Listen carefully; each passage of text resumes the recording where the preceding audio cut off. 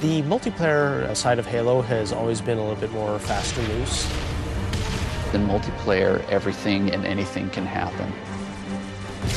Oh my god, mother... Oh. We need to be either as good as Halo 2, and obviously that is our bar, is as at least as good, better as Hell Be Better. Enjoy your walk back to the beach. While you're working on the project, the bar is sort of a moving target. It can be intimidating for sure.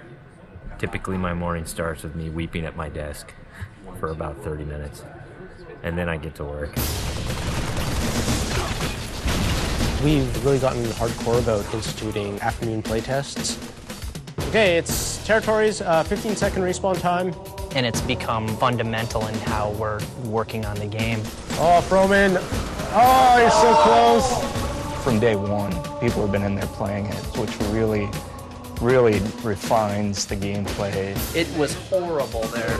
Oh, who broke territories? I think Halo 2 multiplayer has been played like 4 billion times. Competing against yourself is stressful.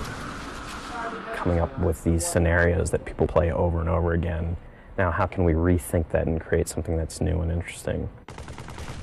We started getting more into these asymmetrical maps where it's offense versus defense, where that's a choke point that you want to hold. And I think High Ground is an example of that. Some of the specific things that we tried out were having a wall that you have to get past. That sort of defined whether you won or lost the game. And then we stuck some towers in, and we put AI gunners on all the towers. So as you're running up the hill, you're just getting tagged by all these AI guys. That's the direction that we went. We're like, whoa, that's way too hard. In this version, the wall is actually perpendicular to the hill. And in the final version of High Ground, that wall has been rotated 45 degrees because it had 2 turrets up here as well as 2 turrets in the other tower. So there was a lot of firepower coming down on the hill.